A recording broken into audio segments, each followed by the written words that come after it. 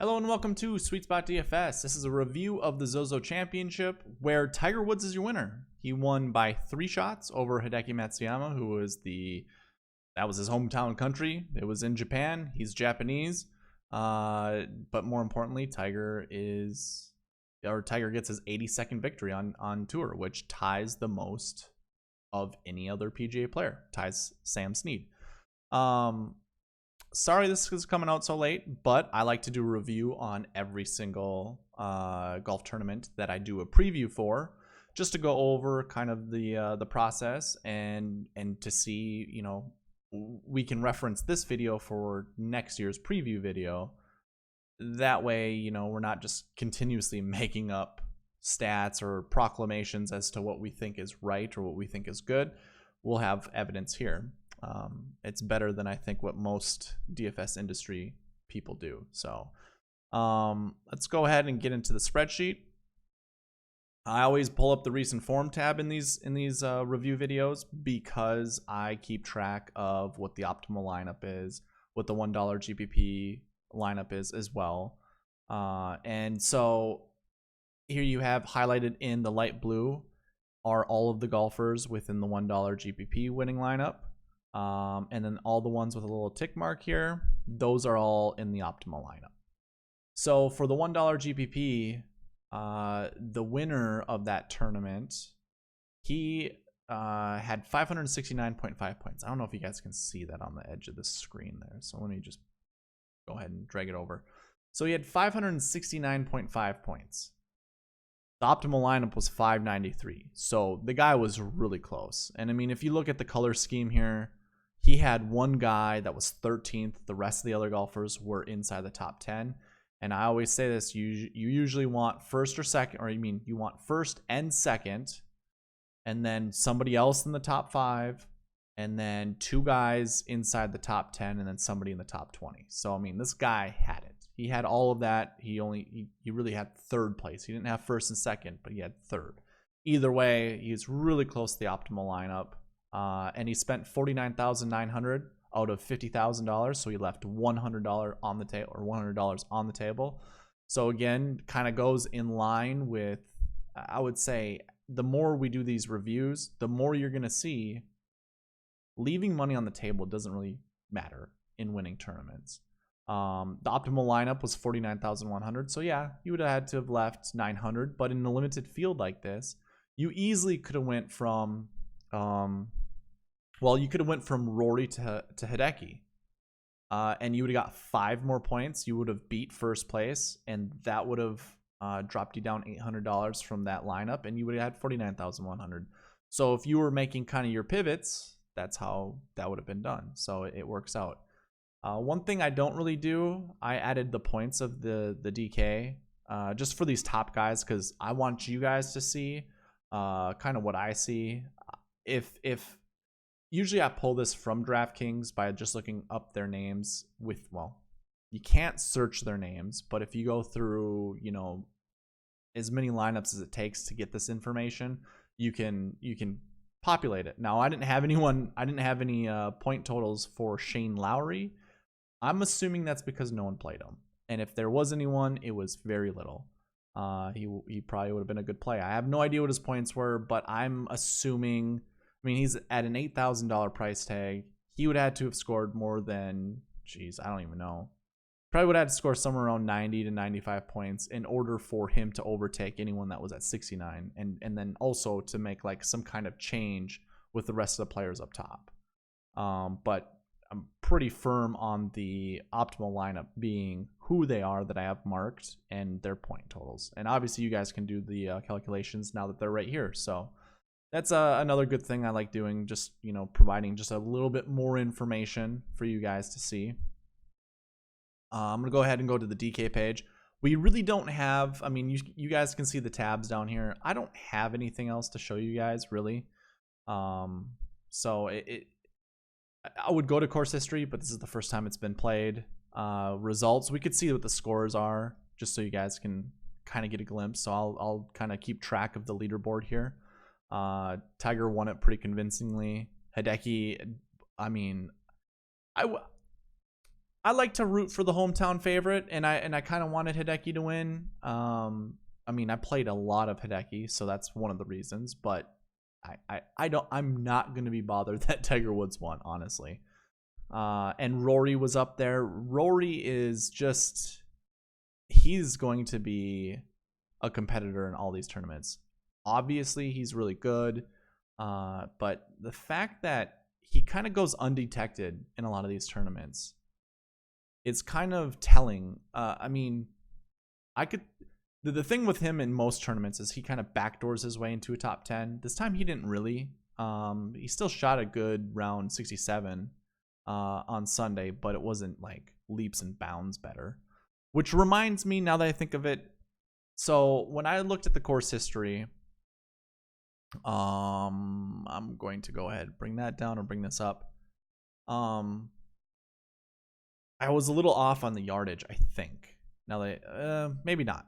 I'm gonna go ahead and, I thought I had par 71. I must have fixed that. So that was the reason I brought it up. Never mind that. Forget that.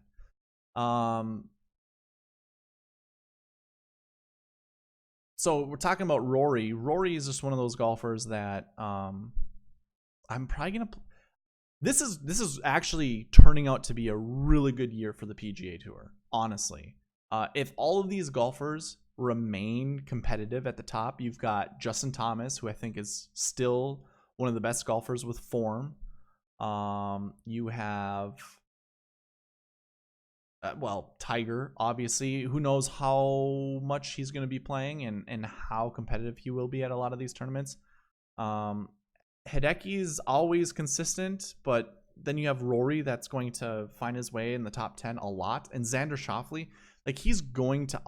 He's one of the better younger golfers, and I know there's always this talk up of Matthew Wolff and Victor Hovland and Colin Morikawa, who are all really good golfers in their own right. You see Matthew Wolff inside the top 15.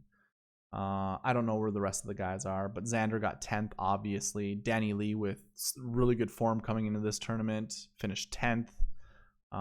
Anyways, let's go ahead and look at the DK page. That way we can still talk about these guys, but a little bit more in depth. I have it sorted by result, which why wouldn't I? I did not copy and paste the... Let me do that. I already have it sorted by this, so I should be able just to go ahead and copy this, and it won't change. There we go. I'll go ahead and sort it now. So, looking at tee times and starting holes, you didn't really see anything that, you know, jumped off the screen with like, yep, this pairing was really good together. I think Tiger Woods played with some random golfers. Well, I'm sorry, they're not random golfers. Actually, one of the other favorite golfers I had, I can't remember what his name is. Sorry, guys. I should have looked at this much sooner. There you go. Tiger. Tommy Fleetwood and Satoshi Kodaira.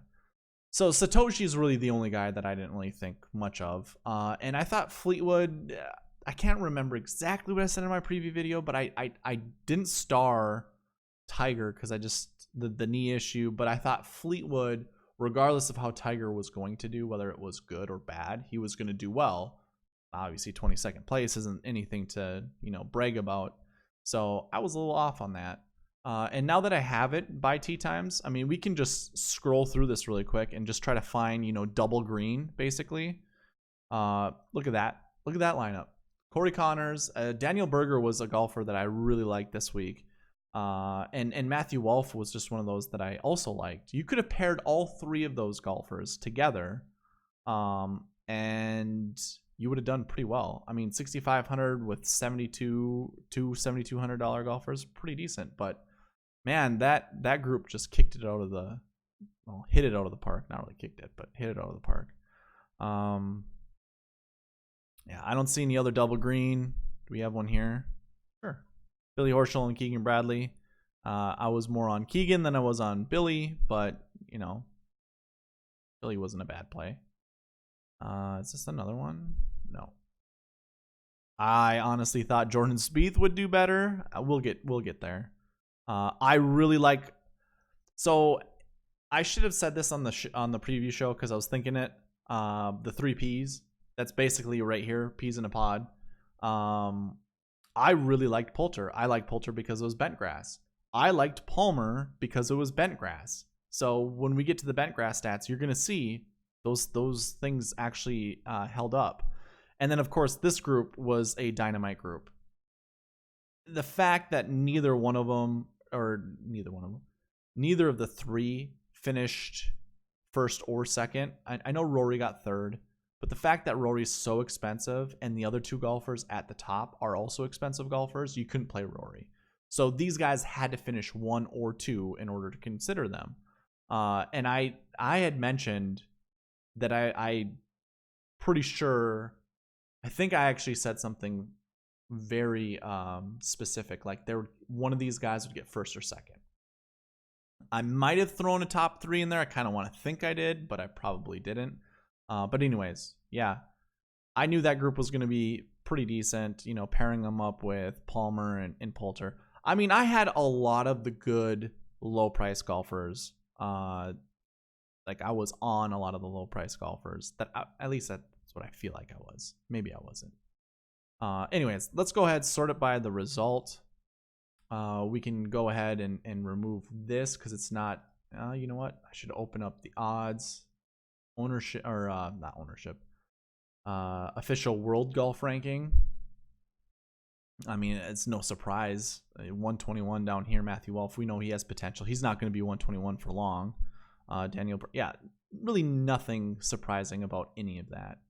So I'm going to go ahead and hide all of this. We really didn't talk about recent form average, but you can tell, I mean, Tiger didn't have any tournaments coming in, neither did Rory. The rest of them, 20 to 50, basically, 164.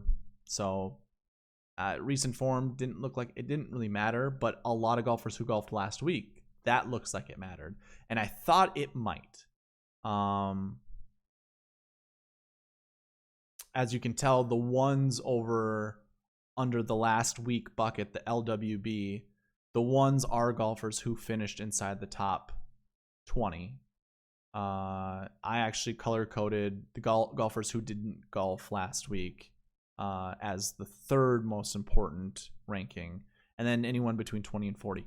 Mostly because it was a no cut, and what you end up seeing in a lot of these tournaments. So if you played in a no cut the week before and you go to another no cut, or just let's say you played the week before and then you go to a no cut. Doesn't matter if the week before was a no cut. I'm sorry if this is getting confusing, but usually what you find out is golfers who did golf the week before, especially in, you know, a similar area, tend to do better if they have a top 20 going into the next week.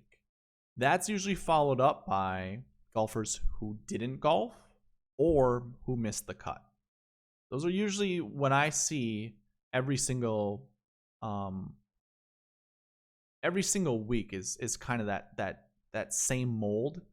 The only thing with last week, it was a no cut event, so there was no cuts. So you just remove that number out of there. So what did I say? Top 20s did not play, missed cut. The next one would be 20 to 40 range. So that's kind of how I put it in. But I kind of had thought getting a 20 to 40 probably mattered more since you were actually playing as opposed to not playing, which in reality, if you were to switch those 2 numbers around, Tiger and Rory would be 2s for last week buckets, and then Sungjae would be a 3. And then that whole bucket system looks solid. Like it looks perfect. Again, Billy Horschel's the only guy that kind of, you know, breaks that mold. Okay. So let's talk about the bent events. You can see a lot of golfers who have played in bent events. And pretty decent overall, very good bent grass, top 10 percentage. You know, if we scroll down, we're going to see, I mean, you see a lot of percentages. Jason Day had one of the best percentages. Of course, we're going to see Jordan Spieth way down here at 43. I didn't watch any golf this weekend, or just I didn't watch any of this tournament, so I can't tell you what happened with Jordan Spieth or with Jason Day. I really liked Jordan Spieth this week. I didn't play a lot of him, but I did kind of commit to playing him quite a bit. And I guess now that I see this, basically all the low percentages are down here. You know, not really good finishes. I know there's some high percentages here, but I just want to make a note that it's a lot. It's more to do with the lower percentages being lower than the higher percentages being lower on the leaderboard, because as you can see, there's just a bunch of, you know, solid top 10 percentages at the top 10 of this tournament, which is no surprise, especially the 2019 Bentgrass stats. So, I mean, if I sort by 2019 Bentgrass, you've got a lot of good finishing positions up top here. You don't really see Jordan Spieth. He's down here. He's, the 16th ranked golfer when it comes to 2019 Bentgrass. So, I mean, he was wavering quite a bit. There must be something still going on with him from last year. I don't know what it is. I thought he was, you know, a new season would kind of bring new life and he'd be able to shake whatever he was doing last year. I don't know what the heck what was going on. But I really liked, again, I don't need to, you know, keep banging the same drum, but I did like Jordan Spieth. Obviously, I starred all of these golfers at the top because they were at the top of the 2019 Bent. If I were to then sort by the overall Bent, you'd see everyone at the top also. I don't think I really could have gone wrong. I mean, if I would have chose these 4 golfers and kind of anchored my lineups based off of those golfers, I would have done just fine. They're all kind of high-priced golfers. Adam Scott was. Let me bring it back a little bit. I would have actually done poorly if I would have had Justin Thomas or Adam Scott in my lineup. But if I were to equally anchor all 4 of those golfers, 25% ownership, and maybe mix and matched a couple of them, I would have done well on at least 30 to 40% of my lineups, basically, is what I'm trying to get at. I mean, that's not a given, but, you know, it's a pretty good percentage. Same here with the overall Bent. Again, Hideki actually rated top for both Bent, or 2019 Bent and overall Bent. So it was a no-brainer to play Hideki, especially in Japan. Like, why wouldn't you? It was just, who were you going to pair Hideki with? And I didn't pair him up with Tiger at all, so I didn't get the winner. And I didn't really make a lot of money this week. I probably lost half of what I invested, which, I mean, it's not terrible because I didn't put a lot of money in. It just stunk because I had a lot of good lineups going into Saturday's round or whatever with that whole monsoon that came through. And then my team's kind of just disintegrated. Of course, again, I didn't have Tiger, so how well could I have done realistically? I don't know. I had a lot of Justin Thomas. Actually, I'll show you what my lineups were. I just anchored this way. Rory, obviously, anchored him. Had some Rory Hideki, obviously. There's 2 of the 3 Ps. Daniel Berger, and I don't know what happened to Fratelli, but I don't know what contest I entered this lineup in. I don't think I won anything. This lineup was actually, I think, in the $1 winner take all that I forget, go for the green or drive. No, that's not the tournament. It's the 1,000 winner take all, so only one person wins, obviously. And I was hovering around 40th place for the longest time. I think it was with that lineup. I want to say Adam Hadwin was in it. I know Hideki was, obviously, and I could be way off on. Yeah. I think I know I'm gonna jump, but maybe it was a Hideki lineup. I just know Hideki was in it. And Answer very well could have been. Yeah, Answer was in that lineup, and so was Berger. Sure. Yep. So anyways, here are my lineups. Again, I anchored some of it with Spieth. Spieth is in some of these other lineups that I have with these other guys because I just liked Spieth this week. So I ruined. I shouldn't say ruined, but a lot of those lineups no good. One of these, obviously, with Jordan, no good.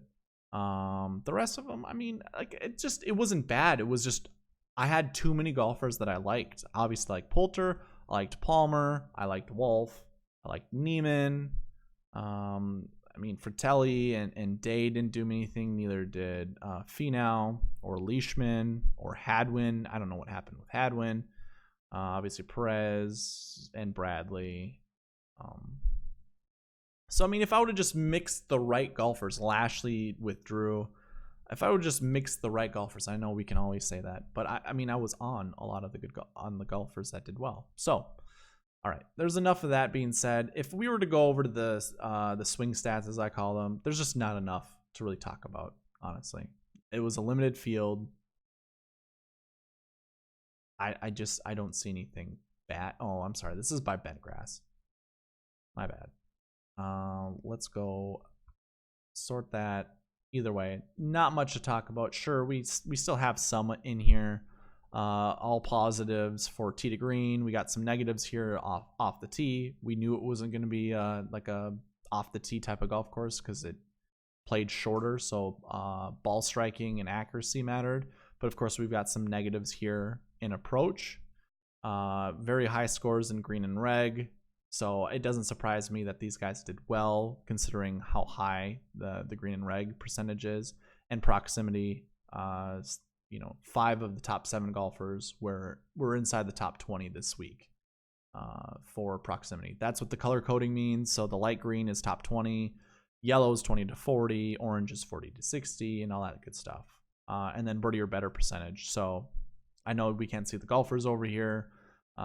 Birdie or better mattered somewhat, but it wasn't really a foregone conclusion that's what we needed. So with all that being said, I don't really have anything else to say. It's kind of a longer video than usual, and it was probably because I rambled about probably the leaderboard. Can't remember. I think that's what it was. Either way, hope you guys enjoyed the video. Leave a like, comment, subscribe, all that good stuff. And I will see you hopefully tomorrow for the WGCHS BC tournament. All right, have a good one.